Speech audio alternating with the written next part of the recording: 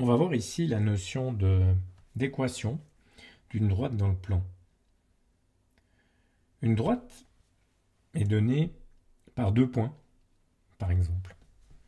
Et 2 points sont donnés par leurs coordonnées dans un repère cartésien habituel. Prenons les points suivants.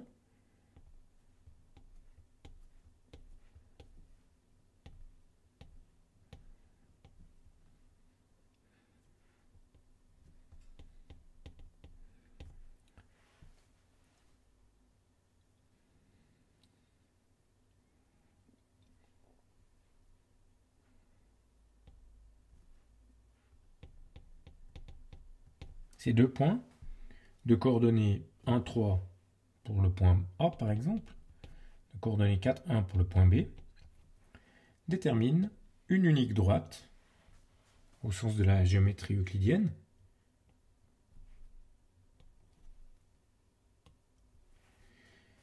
Et en géométrie analytique ou cartésienne, on s'intéresse aux équations.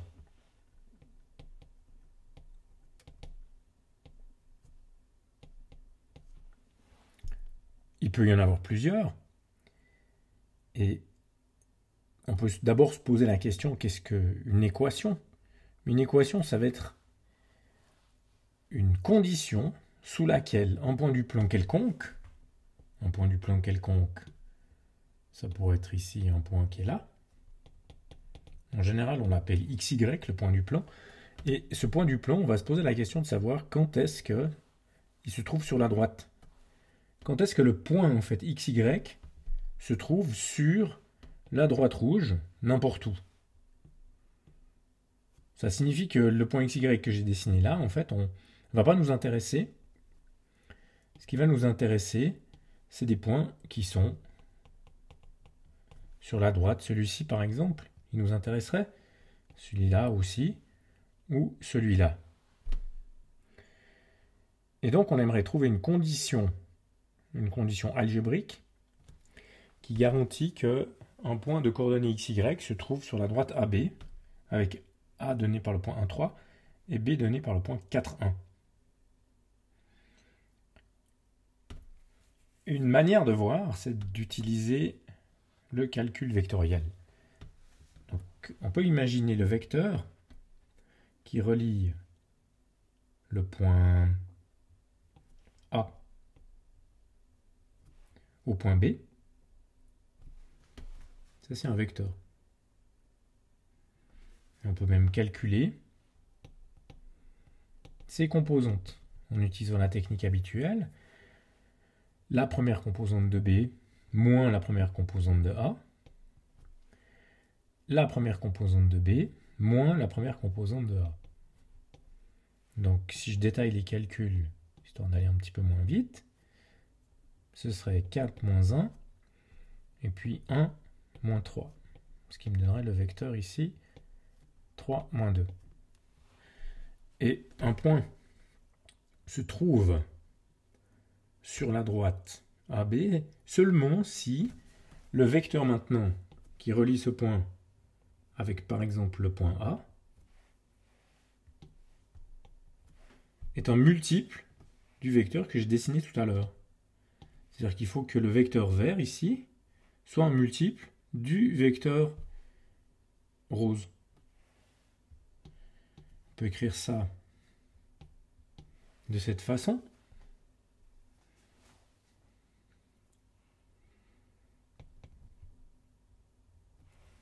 Donc j'ai pas encore donné les composantes du vecteur AP, donc je vais faire ça maintenant. Je commence par calculer les composantes du vecteur AP. Je peux noter en vert, peut-être c'est plus judicieux. Ici, AP, les composantes du vecteur AP, c'est x moins 1. Alors là, je ne peux pas calculer, vu que x et y sont des inconnus. J'aimerais un lien en fait, entre x et y qui garantit que ce point se trouve sur la droite. Y moins 3. Et maintenant, je peux commencer à écrire l'équation de la droite. Donc l'équation de la droite, c'est tous les points xy tels que le vecteur AP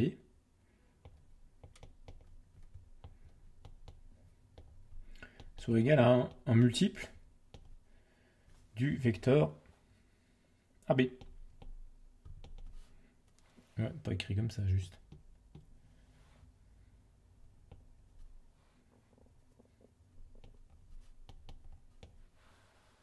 Donc si on regarde ici,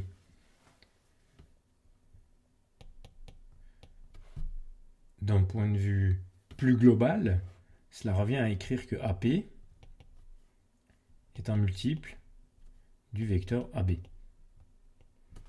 Ce qui d'un point de vue vectoriel, avec la définition des vecteurs et puis les propriétés usuelles des vecteurs, on voit bien que cette condition-là nous donne une droite.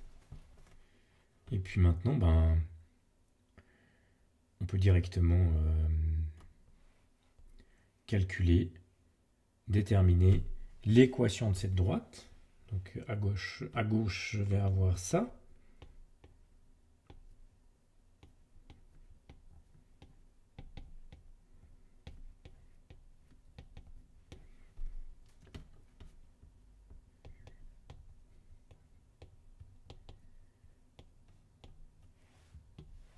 C'est pas une fraction.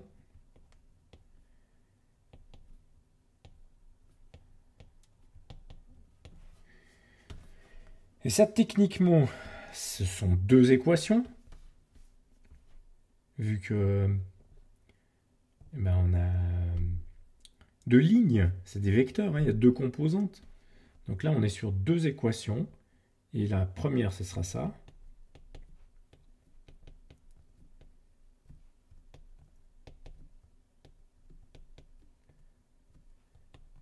On voit que nous disposons ici de deux équations à trois inconnus. Donc, forcément, on n'a pas une solution unique. C'est paramétré.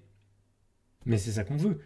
Vu qu'on avait vu tout à l'heure que ici, si j'ai en gros 1, 2, 3, et puis 1, 2, 3, 4, 1, en gros, on veut décrire un objet qui est composé d'une infinité de points. Même une infinité non dénombrable.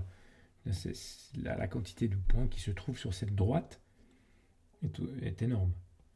Et donc la droite ici peut se représenter par ce dessin habituel, ce dessin d'une fonction affine, en fin de compte.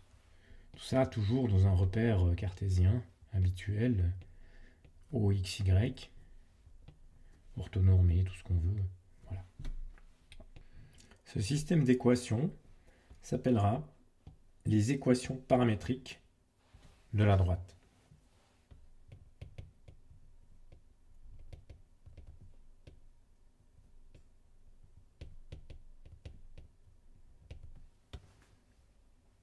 À partir des équations paramétriques,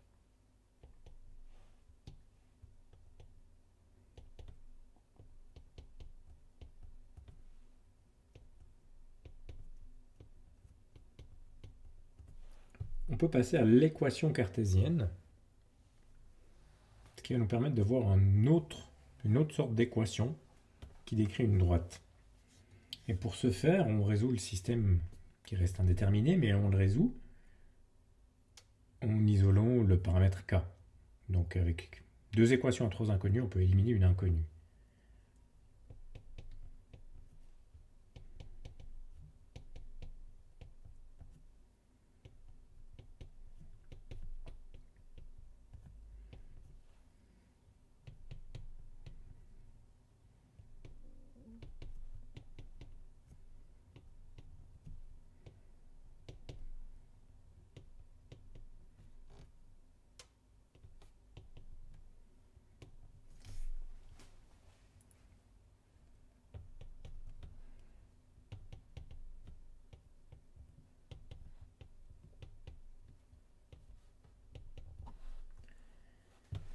Si j'applique la technique dite des produits croisés, j'obtiens l'équation suivante.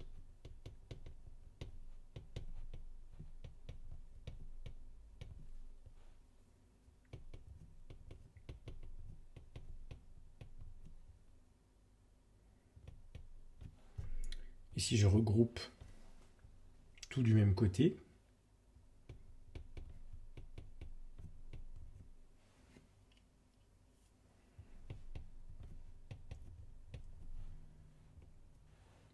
et ceci s'appelle l'équation cartésienne d'une droite.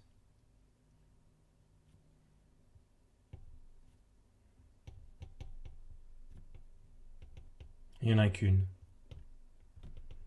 En particulier parce que la droite est dans le plan de dimension 1 avec le plan de dimension 2.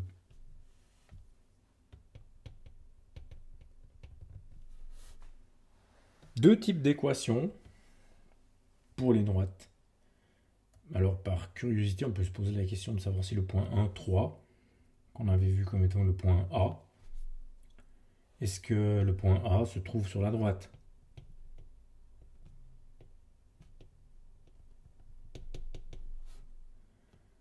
Ben, la réponse est oui, parce que si je mets...